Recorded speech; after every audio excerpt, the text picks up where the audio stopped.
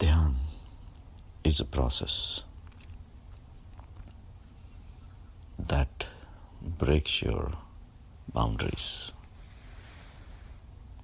We live in the world of finite, where every object has height, width, and depth.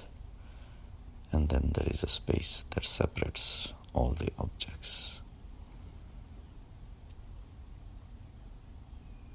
The purpose of Dhyan is to take you to the spot where everything merges into oneness.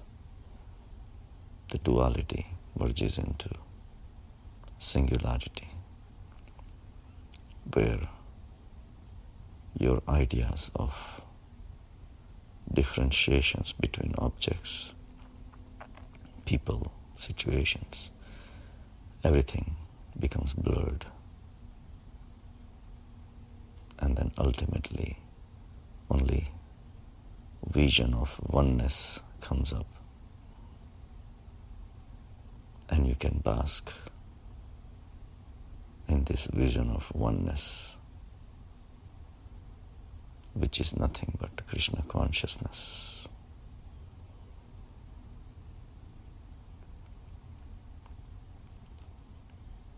When we take this journey, we are fully aware of finiteness. As we keep on taking the journey, the finiteness starts becoming blurred, and then ultimately remains a dream. And the oneness becomes the reality. This oneness is vast. As Krishna describes in Gita, in his Virat Swarup, everything is included in it. And yet, he is bigger than all. He says he is the owner of crores of universes. You merge with such a big and powerful consciousness. If you look at it from material point of view, you have become shunya because you have dropped your identifications. You have dropped your connections and a sense of possessions with all your finite objects that you have been owning. Your money, your relatives, your friends, your patience, practice, whatever. You transcend all these things. So from looking from finite point of view, you have given up your possessions, you have become shunya. And at the same time, contemplating on all this finite world and bathing it with your full awareness, you are the observer of all this world that is floating around in front of you. You become big, you become complete, you become infinite. So on one end it is shunya, on another end it is purna. But they both are complete. Everything else is incomplete. As you are on the journey and you have not given up your finite nature yet, your questions will have a sense of finiteness. It will have a flavor of finiteness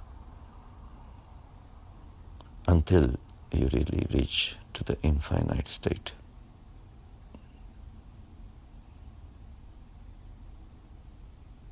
It's going to be difficult for you to understand the infinite nature of your own self, on yourself. And until then, your questions will remain. Once you reach the infinite state, your questions disappear.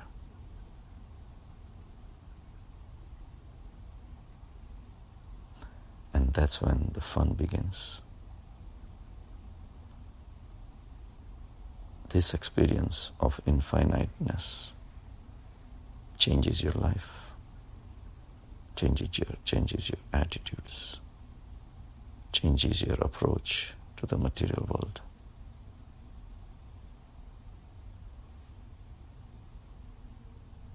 When you experience the Virat Swarup, and you are in a state of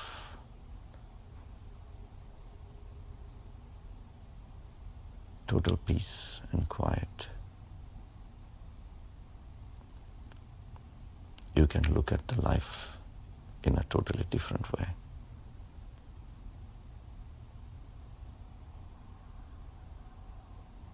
One of my friends asked me, we were looking at kids playing with Pokemons in a park. And he said, this is a great invention. And it's unique because it's never been invented before. So it cannot be a discovery. Discovery is something, you discover something that already existed, we just didn't know about it. So I said, at the state of spirituality, all inventions are discoveries. And he didn't understand. So I explained that experience of the infinite means all this universe, and as Krishna says, crores of universes are within you. And all of these have been destroyed and recreated billions and billions of times. You mean to say Pokemon was not invented before?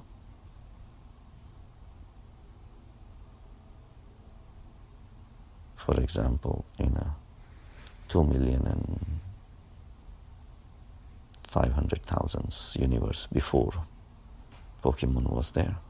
It's possible because we are talking about infiniteness.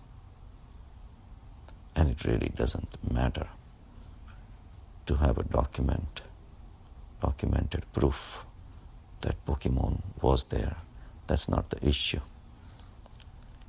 The issue is experiencing the infiniteness within you.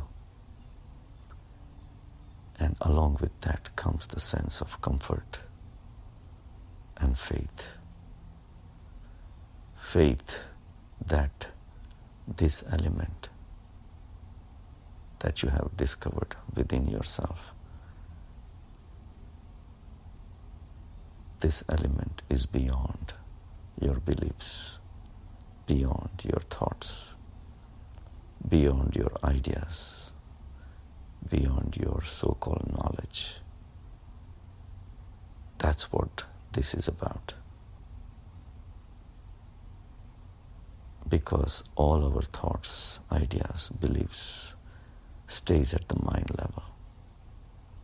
But you have transcended the mind and you have merged with this consciousness. You have experienced the power, the vastness and mysteriousness of this infinite consciousness. To describe it is impossible. because to describe it you need your mind. But we have transcended the mind. So with the experience of infinitude, you will experience the faith.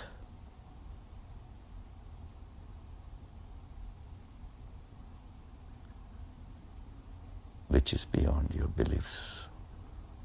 So the discussions don't really matter much. With the faith in the infinite existence, anything that can be discussed, there is something beyond that.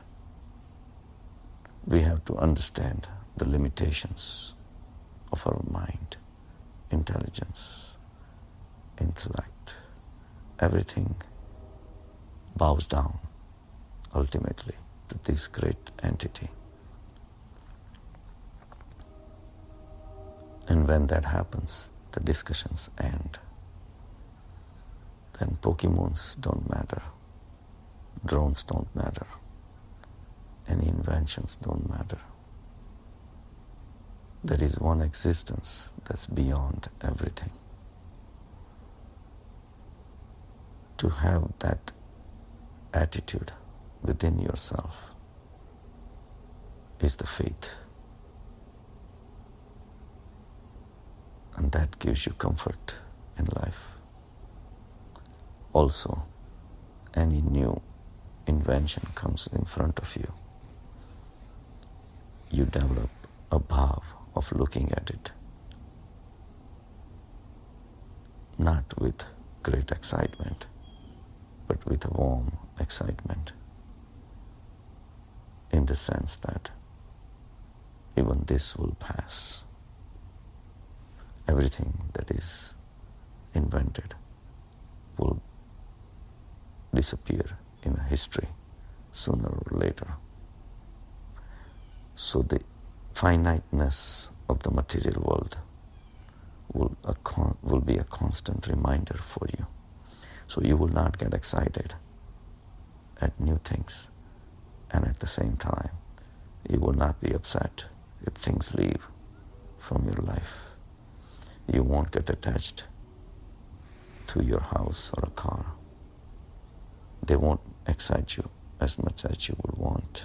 You used to excite before. And when they do disappear in your life, you're not going to miss it either. Because existence always remains. Same way life will be here. You will enjoy it. But when the time comes for the life to disappear, the life as we know, death will come.